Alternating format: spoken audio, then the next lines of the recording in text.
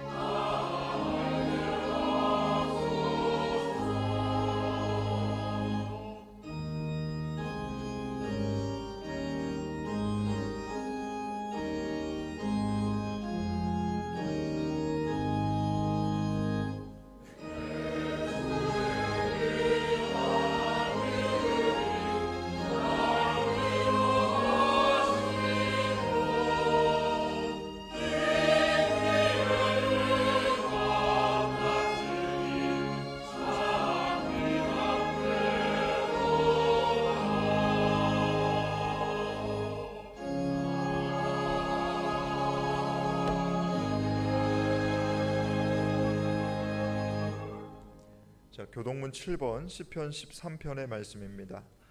여호와여 어느 때까지이니까 나를 영원히 잊으시나이까?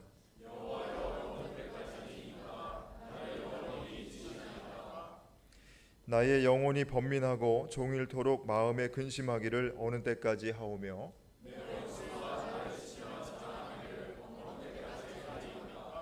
여호와 내 하나님이여 나를 생각하사 응답하시고 나의 눈을 밝히소서.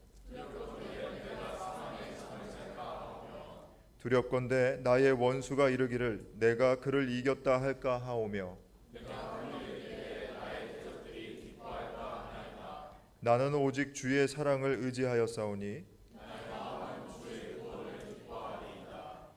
내가 여호와를 찬송하리니 이는 주께서 내게 은덕을 베푸심이로다. 아멘.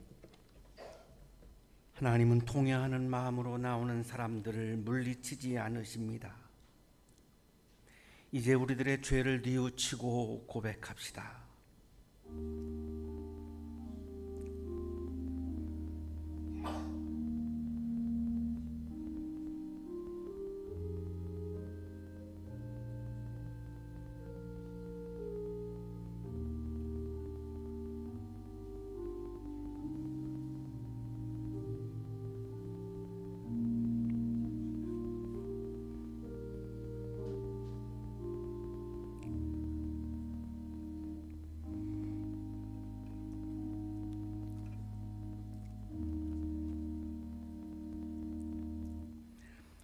우리가 우리 죄를 자백하면 하나님은 신실하시고 의로우신 분이셔서 우리 죄를 용서하시고 모든 불의에서 우리를 깨끗하게 해 주실 것입니다.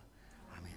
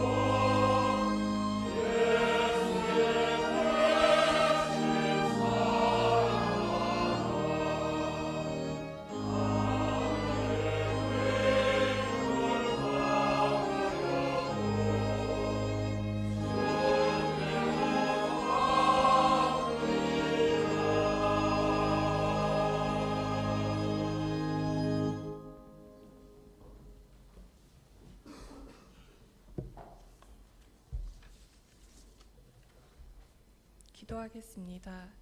사랑이신 하나님, 오늘 하나님 앞에 예배로 나아갈 수 있도록 인도해 주심을 감사드립니다. 하나님 앞에 서서 지난 한 주간 저희의 삶을 되돌아봅니다.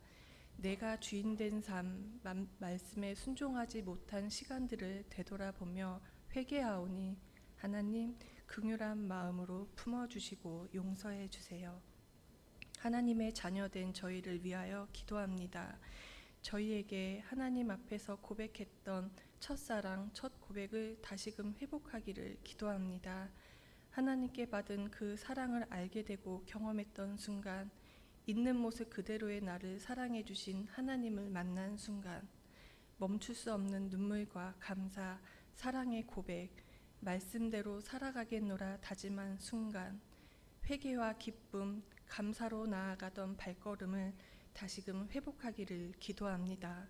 하나님, 희생과 섬김, 나와 다른 이웃을 이해하며 사랑으로 대하는 것이 어리석고 손해이며 패배자 같아 보이는 세상의 가치에 속지 않게 하시고, 저희 한 사람 한 사람에게 찾아와 주신 하나님 아버지의 그 큰 사랑으로 이 땅 가운데 사랑의 빛을 내며 사랑을 나눠갈 수 있는 지혜 주시기를 간절히 기도합니다. 앞서 사랑과 희생의 길을 빛나게 살아가셨던 예수님과 옛 선조들의 삶을 보며 다음 세대를 위해 이곳에 모인 저희를 통해서도 그 사랑이 흘러가기를 기도합니다. 곁에 있는 가족과 친구, 이웃, 동료, 만나게 되는 사람들에게 사랑의 마음으로 대할 수 있는 은혜와 지혜를 주시고, 하나님의 사랑이 자녀된 저희 안에 회복되고 채워질 때 저희가 자리하고 있는 곳에서부터 이 땅에서 하나님의 나라가 확장되어 갈 것을 믿음으로 고백하며 기도합니다. 특별히 다음 세대를 이어갈 한양대학교 학생들에게 찾아와 주셔서 하나님께서 각자에게 주신 달란트를 발견하게 하시고 사랑과 지혜로 세상 속에 나아갈 수 있는 은혜를 주셔서 그 역할을 감당할 수 있는 자리에서 하나님의 자녀된 삶을 살아갈 수 있도록 인도해 주세요. 오늘 예배를 위해 사랑의 마음으로 말씀을 준비하신 이천진 목사님께 하나님 함께 하셔서 영과 육의 강건함을 늘 허락해 주시고, 전해주시는 말씀 속에 성령님 함께 하셔서 듣는 이들의 마음과 생각이 회복되며 한 주를 살 수 있는 힘이 있는 말씀이 되게 해 주세요. 아름다운 소리로 하나님께 찬양을 올려드리는 칼로스 성가대의 찬양을 기쁨으로 받아주시고, 예배를 섬기는 성가대와 보이지 않는 곳에 섬기는 손길들을 기억하셔서 위로와 평안으로 함께 해주세요. 참 사랑의 본이 되신 예수님의 이름으로 기도합니다. 아멘.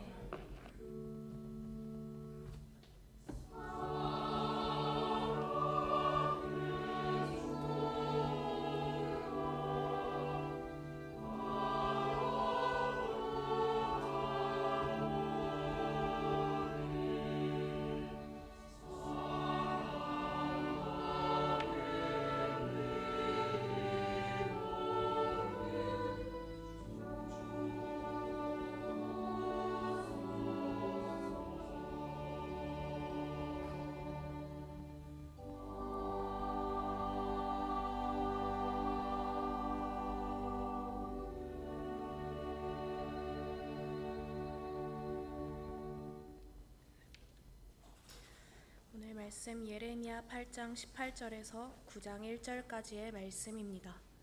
제가 읽도록 하겠습니다. 나의 기쁨이 사라졌다.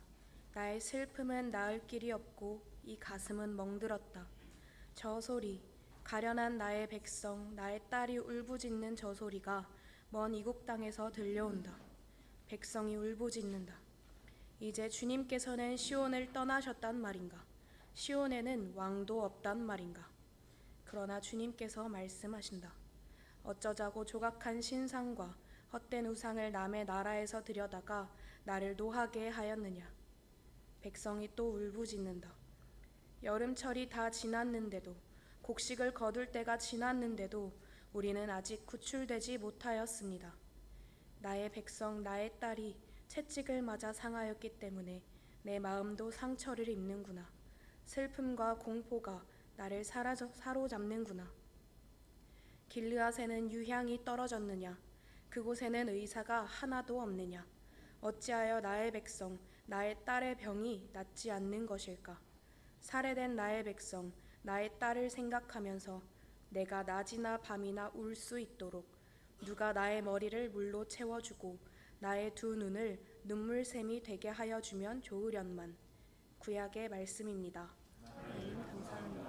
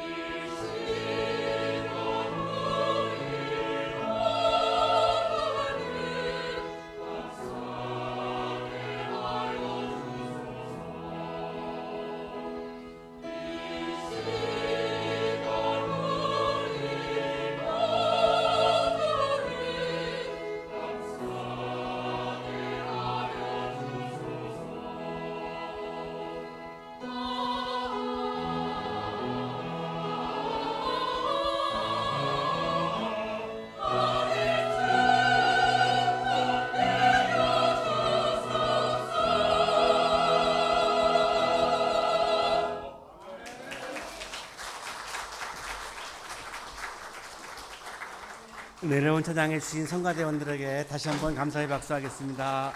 좋습니다. 우리 옆에 계신 분과 사랑의 인사 나누시겠습니다. 사랑합니다. 보고 싶었습니다.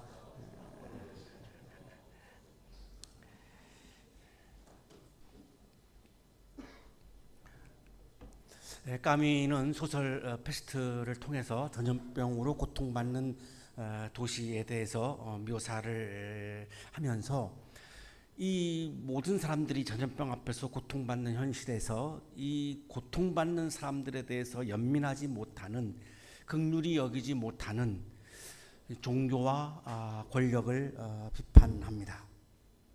타인의 아픔에 무관심한 신앙은 공허한 메아리일 뿐이라고 경고합니다.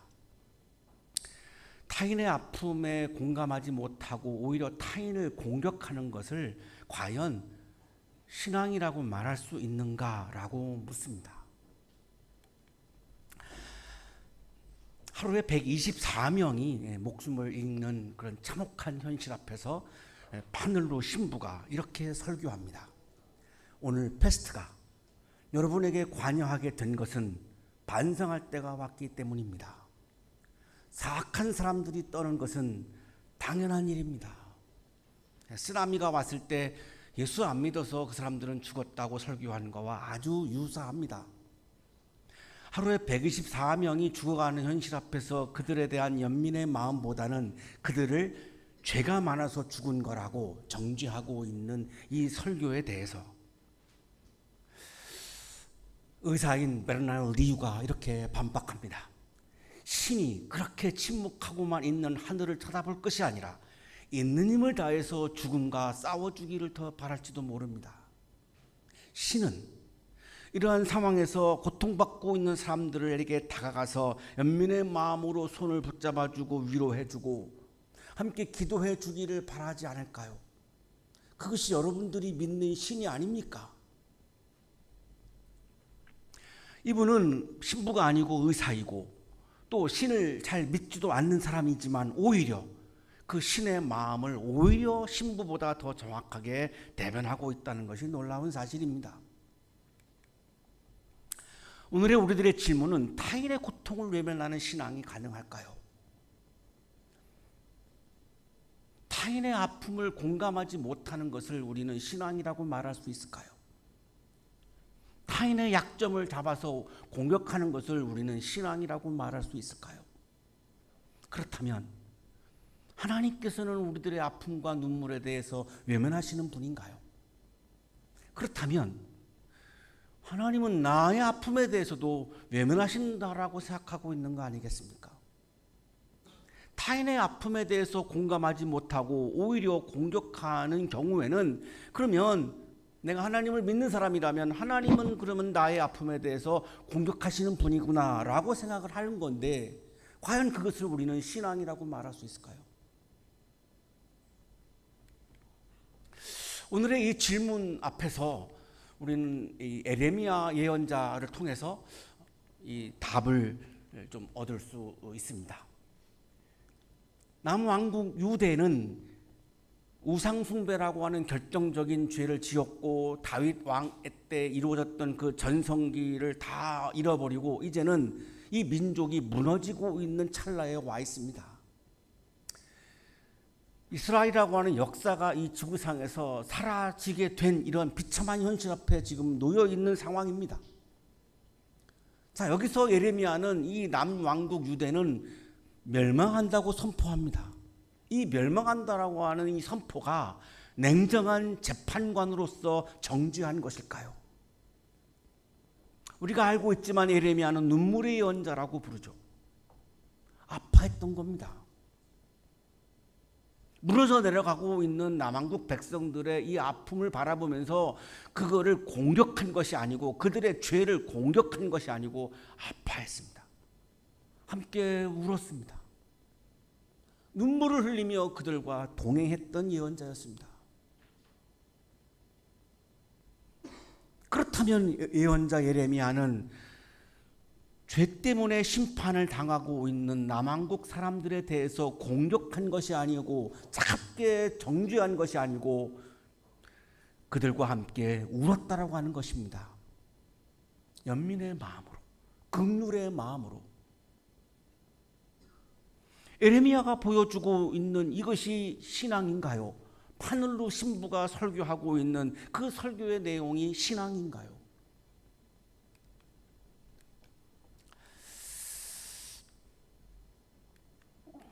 잘 안 넘어가는데요. 저는 40년 이상 지금 목회를 하고 있고 이제 마무리 단계에 가고 있습니다. 한국 기독교를 보면서 많이 아파할 때도 있었고 이해하지 못하는 때도 있었고 또 기뻐하고 공감할 때도 있었고 참 많은 다양한 순간들을 겪으며 여기까지 온 것 같습니다. 요즘 한국 기독교를 바라보는 저의 시선은 아픕니다. 기독교 신앙이라고 하는 것은 파늘루 신부의 이야기가 아니라 리우 의사가 말하고 있는 것이 기독교 신앙의 본질인데 우리 한국 기독교는 자꾸만 작게 정죄하는 것이 신앙이 좋은 것이라고 이해되는 쪽으로 가고 있는 것 같아서 참 마음이 아픕니다. 에레미야 예언자는 이 유대 민족이 이제 무너지고 있는 상황에서 이렇게 탄식합니다. 나의 기쁨이 사라졌다. 나의 슬픔은 나을 길이 없고 이 가슴은 멍들었다. 나의 기쁨이 사라졌다. 여기 슬픔이라고 하는 말은 히브리어로 야곤이라고 하는 말인데 그냥 단순한 우울하다라고 하는 감정 표현이 아닙니다. 죽음의 그림자가 나의 존재를 다 뒤엎었구나 이때 쓰는 용어입니다. 죽음의 그림자가 나의 존재를 다 뒤엎어서 나는 도저히 이제 생명의 끈을 유지할 수 없구나. 이 정도로 에레미야는 이 민족을 바라보면서 아파하는 겁니다. 이 아파하는 마음 없이 눈물 없이 망한다라고 차갑게 정죄한 예언이 아닙니다. 그것이 신앙이 아닙니다.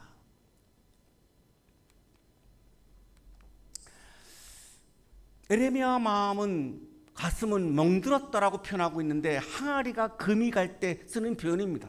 항아리에 금이 가는 것처럼 에레미야의 이 마음은 산산조각이 나고 있다는 겁니다.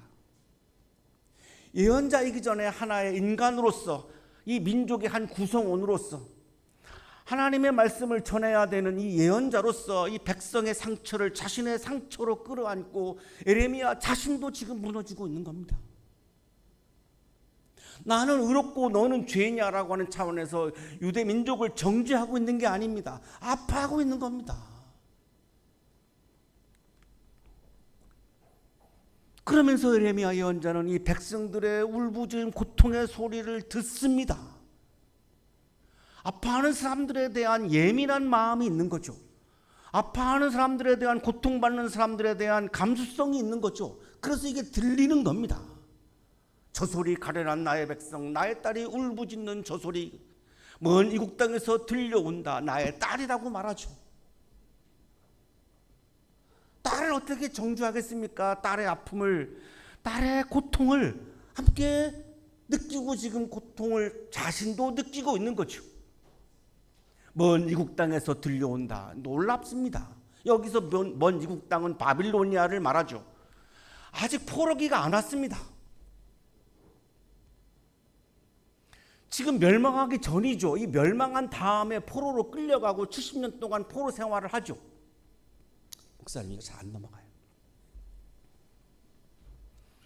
지금 앞당겨서 에레미야 예언자는 지금 앞으로 전개될 이 울부짖음의 소리를 앞당겨서 지금 메아리로 듣고 있는 겁니다.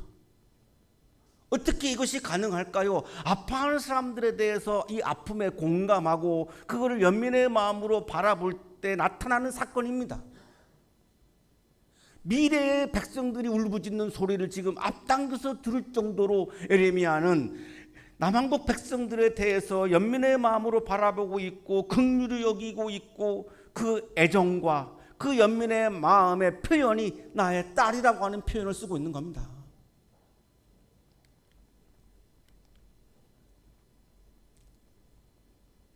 에리야만 탄식한 게 아니라 백성들도 탄식하고 있는데, 백성들은 이렇게 탄식합니다. 여름철이 다 지났는데도, 곡식을 거둘 때가 지났는데도 우리는 아직 구출되지 못하였습니다. 구원받지 못했습니다. 이런 말이죠.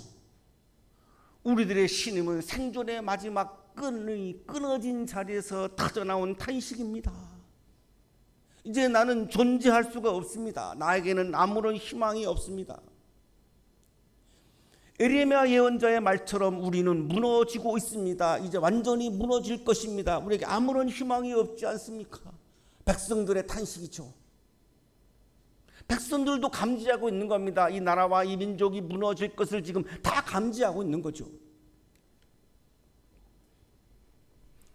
예언자와 백성들만 탄식한 것이 아니라 하나님도 탄식하십니다. 어쩌자고 조각한 신상과 헛된 우상을 남의 나라에서 들여다가 나를 노하게 하였느냐. 결정적으로 하나님을 섬기지 않고 우상을 섬기는 이 우상 숭배의 죄를 어찌하란 말이냐. 나는 이거를 즐겁고 기쁜 마음으로 그러면 심판한다고 생각하느냐. 내 마음도 찢어질 것 같다. 너희들은 나의 백성이 아니냐, 나의 딸이 아니냐. 그런데 이것을 심판하는 나의 마음은 어떨 것 같으냐. 단순한 단죄가 아니라 배신당한 연인의 떨리는 목소리와도 같은 목소리입니다.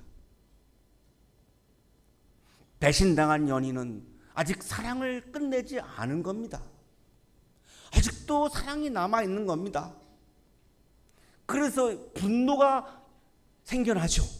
사랑했기에 상처 입었고, 상처 입었기에 분노가 나오는 거죠. 사랑 안 하면 상처도 안 받습니다. 하나님이 유대의 민족을 사랑했기 때문에 하나님도 상처 받으신 거죠. 그래서 분노가 있는 거죠. 그러나 이 하나님의 심정은 단순한 분노, 화가 아닙니다.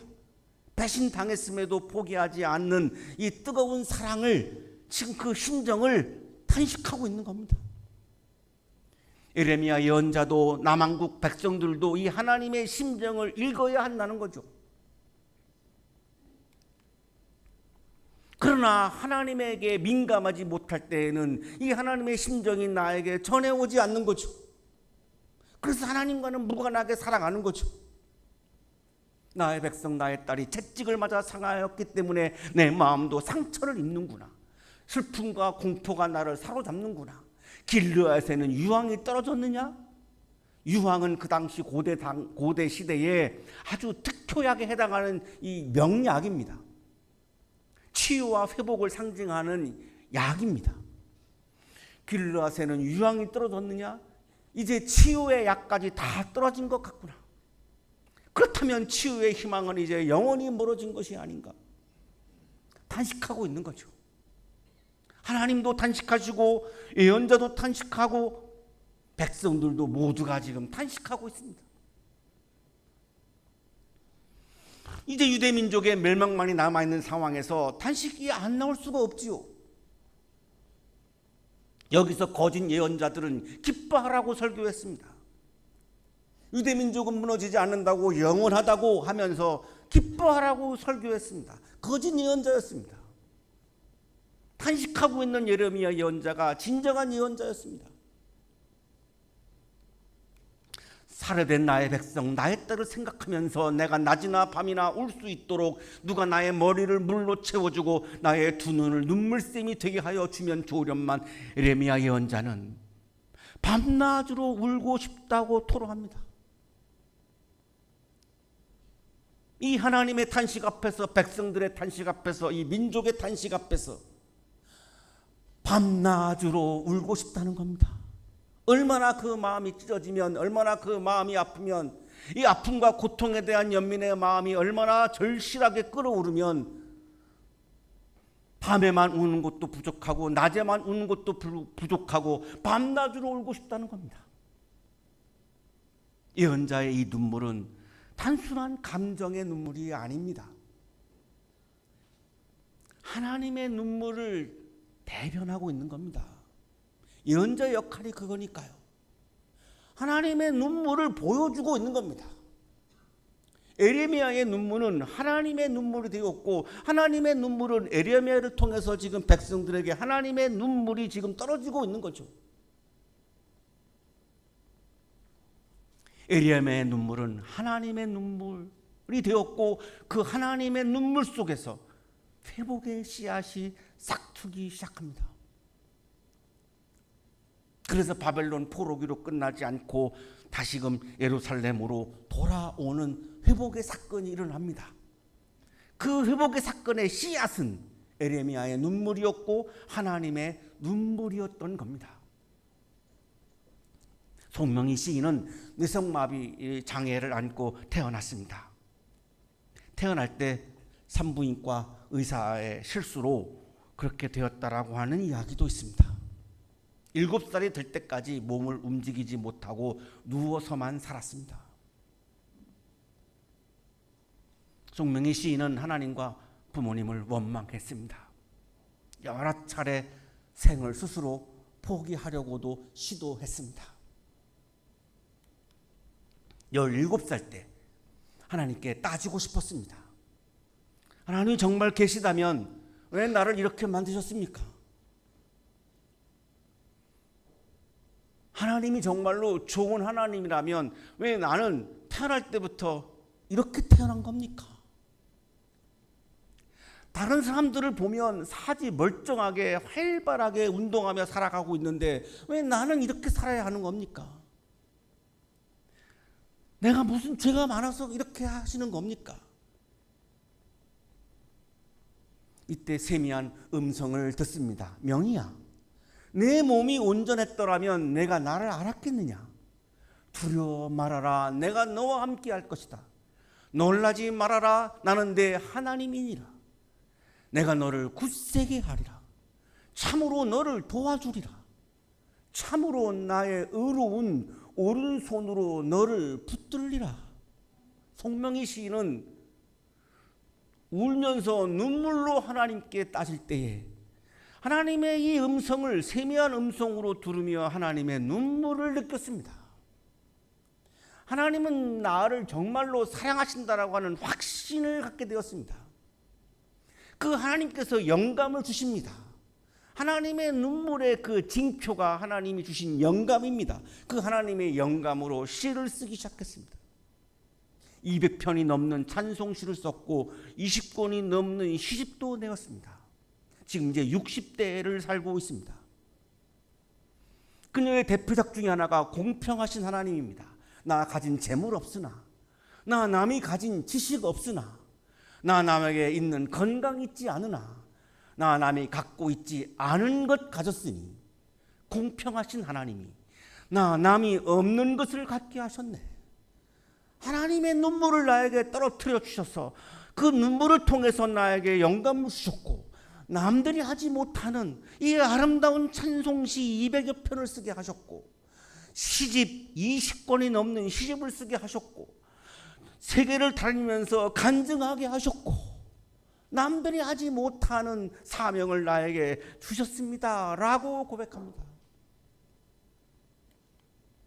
여기서 주목할 점은 송명희 시인의 눈물은 단순히 개인의 생애에서 나온 눈물이 아니고 하나님의 위로와 함께 흐른 눈물이라는 것입니다. 송명희 시인의 눈물은 하나님의 눈물이 되었고 하나님의 눈물은 송명희 시인의 삶 속에 떨어진 겁니다.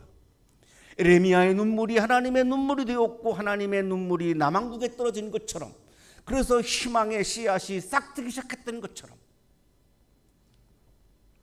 에레미야가 백성의 아픔을 자신의 아픔으로 끌어안고 하나님과 함께 울었던 것처럼 송명희 시인 또한 자신의 고통 앞에서 하나님과 함께 울며 그 눈물을 시와 희망의 언어로 바꾸어냈던 것입니다. 이것이 신앙입니다.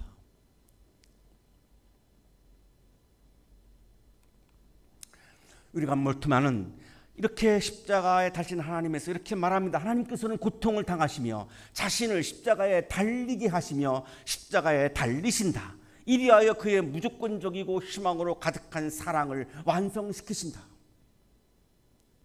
하나님은 무서운 심정으로 우리를 무섭게 정죄하고 심판하지 아니하시고 내가 고통당할 때 아파할 때 하나님도 십자가에 달리셔서 나와 함께 아파하시고 눈물을 흘리신다는 겁니다. 십자가 사건은 하나님께서 예수 그리스도에게 고통을 전가한 사건이 아닙니다.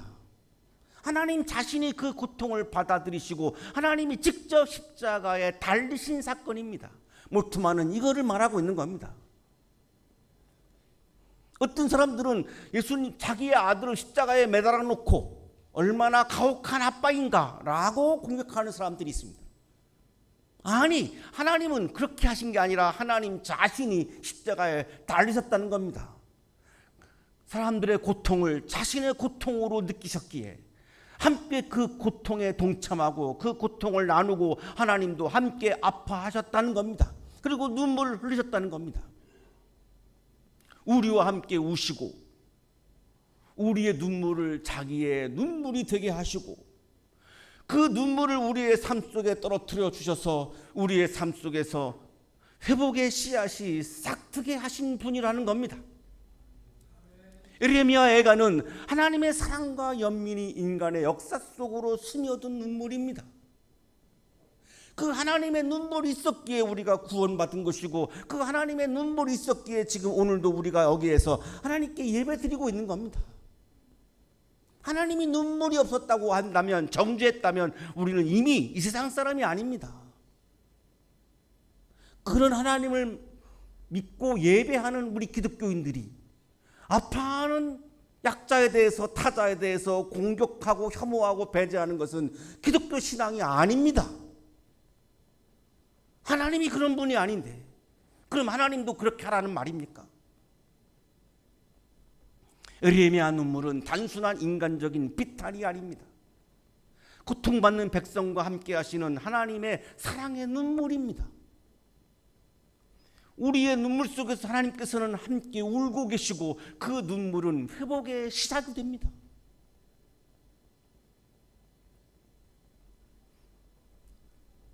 저는 살면서 이 눈물이 회복의 시작이 된다라고 하는 것을 여러 차례 경험했습니다. 한 가지만 소개하면 30년 전에 저는 여자 고등학교에서 교목실장을 했습니다. 전교생의 40%가 결손가정의 가정의 아이들이었습니다. 아빠가 없거나 엄마가 없거나 부모님이 다 없거나 이 결손가정입니다. 수업을 하는데 한 아이는 영실조로 기절을 했습니다. 그날 저는 엄청 울었습니다. 그리고 아는 목사님들을 찾아 나섰습니다. 도와달라고 간청했습니다. 장학금을 달라고 간청했습니다. 졸업할 때까지의 등록금, 전액, 그리고 생활비를 지원해 주십시오. 거절당했습니다. 거절당할 때마다 저는 거기서 울었습니다. 그 목사님 방에서 그 목사님 앞에서 울었습니다. 이 아이가 어떻게 살 수 있겠습니까? 이 아이는 살 수가 없습니다. 학교도 다닐 수 없습니다. 울었습니다. 울 때마다 역전이 되어서 그 교회에서 장학금을 받았습니다. 그래서 1년에 모금한 장학금이 8천만 원이었습니다. 한 번만 주신 게 아니라 그 아이가 졸업할 때까지니까 매해 그렇게 해서 8천만 원의 장학금이 들어왔고 종교 안 따지고 성적 안 따지고 이 결손가정 아이들에게 전액 장학금을 지불했습니다. 울면 되는구나, 제가 경험한 진리입니다. 아시고 계시지만 저는 6명의 여성에게 사랑의 고백을 거절당했습니다. 데이트도 한 번 못 해보고 7번째 여자 만난 여성의 앞에서 울었습니다. 저 7번 거절당하면 저 살 수 없습니다. 저 죽을 겁니다. 지금 이 자리에서 헤어지는 순간 다시 저 못 볼 겁니다. 저는 죽을 거니까요. 7번 거절당하고 내가 어떻게 살겠습니까? 나도 자존심이 있는 사람입니다. 엉엉 다방에서 창피한 것도 모르고 울었습니다. 그래서 결혼할 수 있었습니다. 눈물은 회복의 시작입니다. 눈물의 기도는 헛되지 않습니다. 나에게 아픔이 다가오면, 나에게 고통이 다가오면 눈물의 기도를 드리면 그 눈물의 기도는 절대 헛되지 않습니다. 그것은 하나님의 눈물이 되고 하나님의 눈물과 내 눈물이 만나서 절망을 희망으로 바꾸시는 하나님입니다. 여러분의 눈물의 기도가 하나님의 눈물이 되어서 회복의 사건을 경험하는 여러분의 삶이 되시기를 간절히 축원합니다.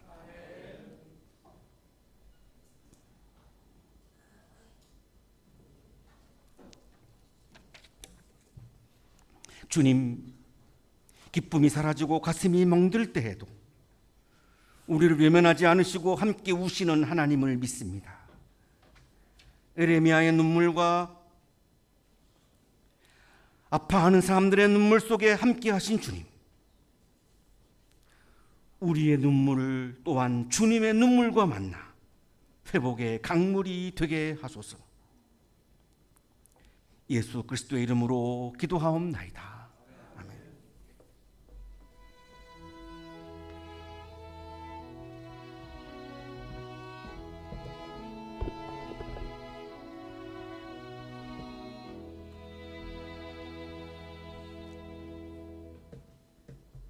자, 교회 소식 전해드리겠습니다. 자, 오늘은 창조절 셋째 주일입니다. 다음 주일은 창조절 넷째 주일로 해당 성서일과 본문은 디모데전서 6장 6절에서 19절까지의 말씀입니다. 자, 이 본문 가지고 담임 목사님께서 참된 경건과 재물의 유혹에서 벗어나라 라는 제목으로 설교해 주시겠습니다. 주중에 본문을 묵상하시고 예배에 참여해 주시기 바랍니다. 자, 모임 안내입니다. 오늘 거룩한 독서 모임 12시 40분부터 세미나실에서 진행하고 청년교회 모임은 예배 후에 친교실에서 식탁교제로 바로 모이도록 하겠습니다. 자, 교우 소식 전해드립니다. 자, 우리 학교 정보시스템학과에 재학 중인 박현주님, 지난 1년 반 정도 우리 교회에서 이제 주일에 아르바이트하면서 함께 신앙생활을 했는데 다음 달부터 이제 삼성전자 인턴으로 근무를 하게 되었습니다. 네, 그래서 이제 인턴으로 근무를 하게 돼서 주일에 나올 수 있을 것 같은데 기숙사 생활을 해야 된다고 오늘 마지막 인사를 교우 여러분들께 드리게 됐습니다. 기숙사가 기흥의 첩첩산중 아주 골짜기에 있다고 그래가지고 나오기가 너무 힘들다고 그렇게 얘기를 했는데, 우리 박현준 청년은 원래 이제 신앙생활하는 청년은 아니고 종교가 없는데 우리 교회에 와서 1년 반 정도 청년들하고 또 교우분들과 아주 잘 지내다가 성실하게 자기 근무 외에도 뭐 MT도 참여하고 수련회도 갔다 오고 아주 즐겁게 신앙생활 하다가 이제 삼성전자 인턴 사원으로 들어가게 됐습니다. 그래서 오늘 이렇게 교우 여러분들에게 인사드릴 텐데, 앞으로 우리 박현주님 이제 앞으로 걸어가는 그 걸음마다 우리 주님께서 인도해 주시기를, 우리 교우 여러분들 인사할 때 또 격려와 응원의 마음을 담아서 박수 보내주시기를 부탁을 드립니다. 저 박현주님 잠깐 자리에서 일어나시죠. 저 뒤쪽에 있습니다.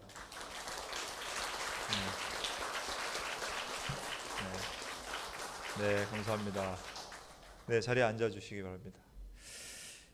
그리고 또 교우 소식 전해드리겠습니다. 우리 성가대에서 봉사하고 계시는 우리 김수진님, 두 남제 가곡 콩쿨에서 이게 뭐죠?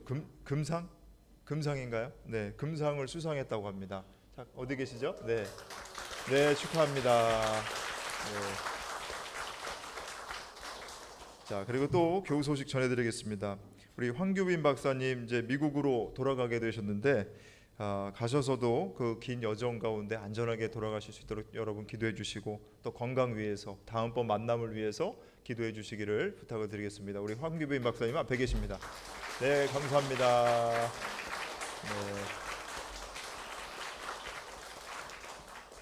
자, 이상 교회 소식 전해드렸습니다.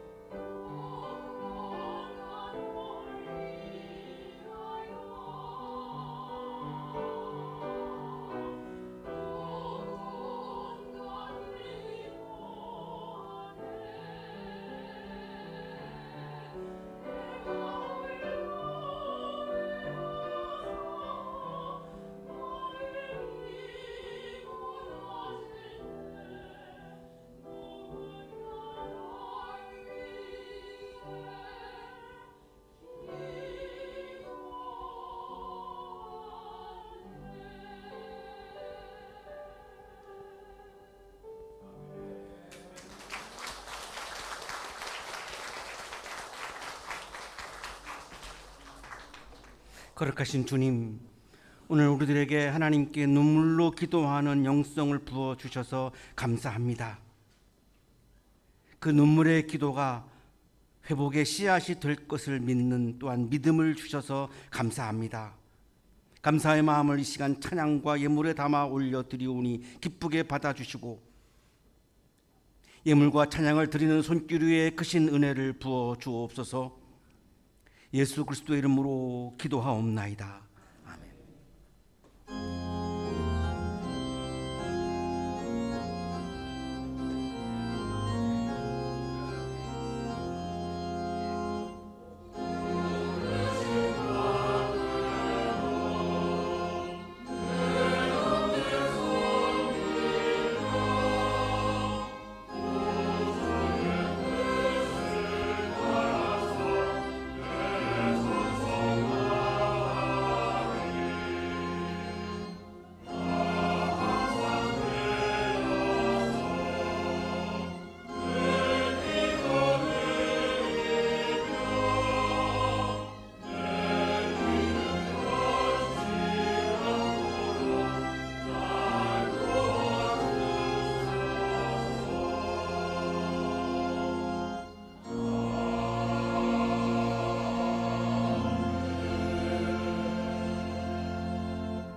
이제는 우리에게 하나밖에 없는 생명까지도 아낌없이 사랑으로 나누어 주시는 예수 그리스도의 은혜와 오늘도 우리에게 말씀을 주시는 하나님의 사랑하심과 생명의 기운을 주시는 성령의 역사하심이 우리의 아픔을 바라보며 함께 울어주시고 회복의 씨앗을 싹 틔우시는 하나님을 믿으며 세상을 향하여 힘차게 나아가는 우리 모든 한양 가족들의 삶 속에 지금부터 영원토록 함께 하시기를 간절히 축원하옵나이다.